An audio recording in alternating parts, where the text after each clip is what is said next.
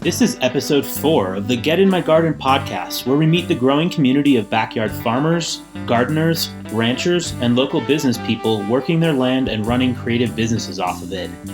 We visit unique farmers market businesses, people with backyard side hustles, and we also learn about plants, nature, and a demographic shift back to working the earth. I'm your host, Aaron Moskowitz, and this episode is part 2 of my visit with Carol Horwitz of White Duck Farm. It is titled The Bees and Mind of the Hive. Since Carol is such a wealth of knowledge and has lots to share about beekeeping, it was too much to keep in just one episode. For those of you who don't know Carol's story, she is a city slicker turned sustainable homesteader in beautiful northern New Mexico, and she started it all at the age of 60. On Instagram, there are lots of great photos and some short videos of our visit together at Get in My Garden or hashtag White Duck Farm. Don't forget to check out the website and blog at getinmygarden.com to see show notes and also to view all the other episodes. You showed me your bee area, and you said you've been doing bees for about 10 or 15 years, I guess. And so before you moved out here, you had the hives. Did you move the exact same hive over here? Yeah, I did. The original reason for getting bees is we both have springtime allergies. So honey, the pollen in the honey helps you combat the allergies. So we got bees. You know, we've just been really, beekeeping is an education. It's incredible. And, I went to a lot of workshops and read tons of books and have a subscription to Bee Culture, and I'm always learning about it. Now we do honeybee rescue, like somebody will have honeybees in there, especially like someplace in Mora where there's really old houses and the bees move into the attic, and then Donna and I will go and cut them out and vacuum them up and bring them home. Amazing. It's amazing. That is amazing. It's really fun. And so then you vacuum them out, and then we rehive them here. And so how many hives have you made in that method? We've done that. Well, they don't always survive. That's one thing. People don't want honey in their walls. Funniest thing. Yeah. I actually did. But wait, so you vacuum them up into what?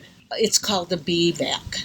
And it's like a vacuum cleaner, only it's really gentle suction, super gentle.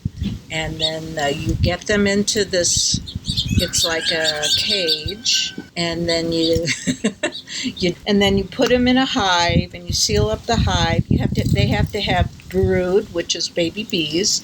They have to have honey, no surprise there, otherwise they starve. And they have to have workers. So you need all that stuff. And you have to have... How do you know who the queen is? Well, you learn to identify her. The bees will always try and protect her. So if you're looking in your hive, you're looking for a clump of bees, and then in there, the queen will be in the center of it. Because the queen, it's not... Okay, so a beehive is like the human body.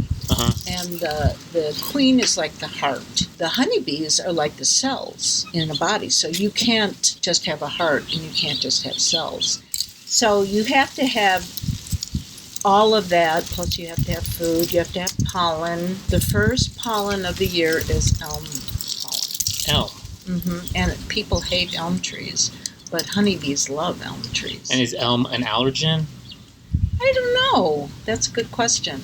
I don't know, but the honeybees use that in the spring. That is their first food out from outside the hive. Very interesting. So it's really... But is it the Chinese elm that's invasive? So that's why people don't like it. Right.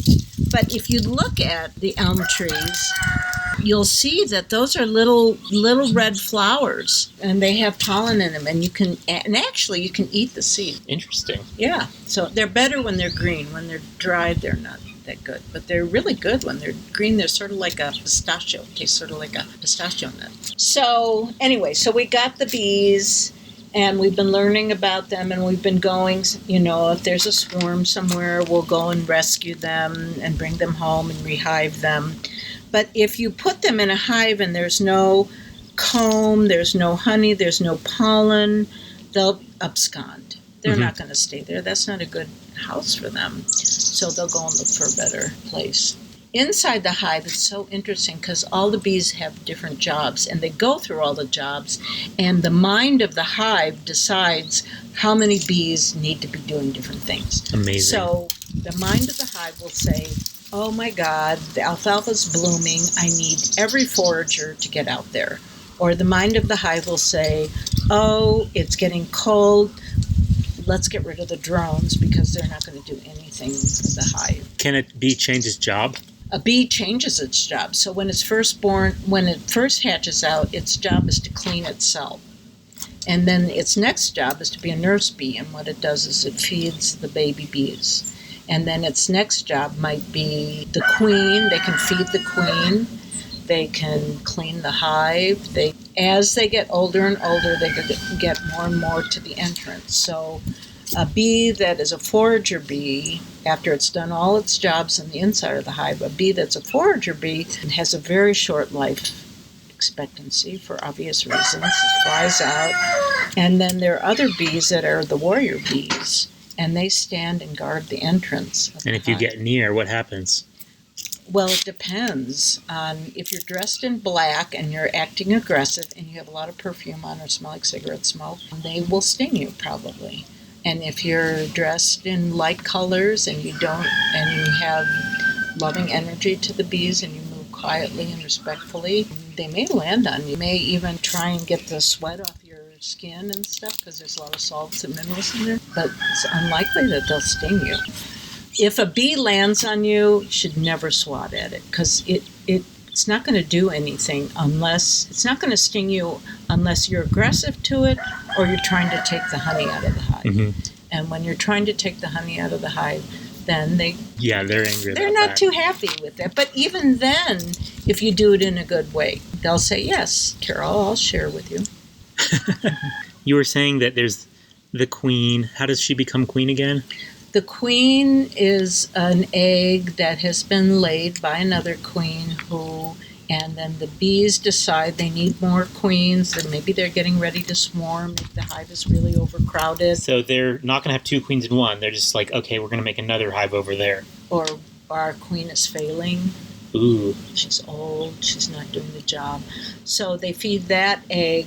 That larva gets a lot more royal jelly. And so it grows bigger. It won't fit into a normal size cell. They have to make a special cell, which is probably an inch and a half. Oh, I see. So like the honeycomb cell. Yeah. So they just make a big one to put the special egg that they give the royal jelly to for their whole life. Right.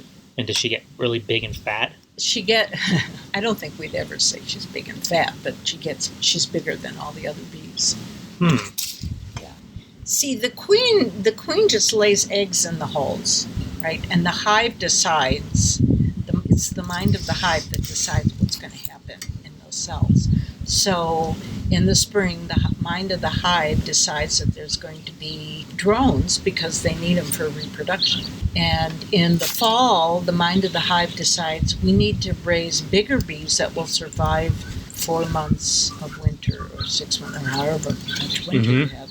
The cells will be bigger and the larvae will be bigger, and they call them fat babies. And those bees will live longer. Interesting. And, it's really interesting. It's the mind of the hive. Oh my gosh, there's just so much to know about bees. Yeah. And it's such a fascinating thing. I see why so many people are interested, but also confused. Yeah, they say that bees and ants are the most studied insects. And I just, every time I go into the hive, I think I learn something new.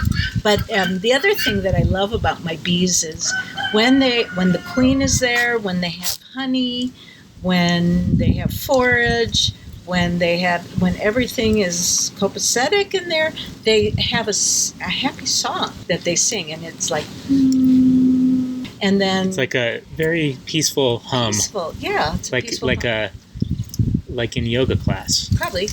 Yeah, like an yeah. Yeah. And then when they're, you're dressed in black and you smell like perfume and you're being aggressive, then their song is very different, which is zzz. So wow. Yeah, and then they sing different songs at different times of the year. So so cool. Very I probably sound like a bee wacko now. I don't know. We'll find out. People will tell us. But I think people want to hear more about bees. The bees are going in and out now, but they're not foraging. Bees are very hygienic, and all they're doing is coming out and they poop outside the hive, and then they go back in. So, except for those bees over there in the coffee grounds, which is a new one for me. They're probably addicted to the caffeine. I am. I know. I do love. Thanks for listening. If you missed it, episode 2 is the first part of the interview with Carol Horwitz of White Duck Farm. In that episode, she talks sustainable homesteading, farmers market, and her animals. If you have comments, questions, or great ideas for future episodes, please send me an email directly to aaron@getinmygarden.com. I'm just getting started with the podcast, so I'm definitely looking for your suggestions for ways I can improve these podcasts. I promise you there will be incremental improvement in sound quality, editing, and content as I learn more about what I'm doing and buy more equipment. Please check out and follow me on Instagram @getinmygarden for photos of episodes of recent farm visits. Photos from my visit to White Duck Farm are also all hashtagged White Duck Farm and Instagram.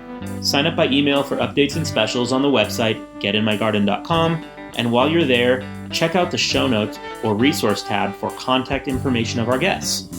Lastly, please leave positive reviews on iTunes and other podcasting platforms if you've enjoyed the show. Thank you so much for listening.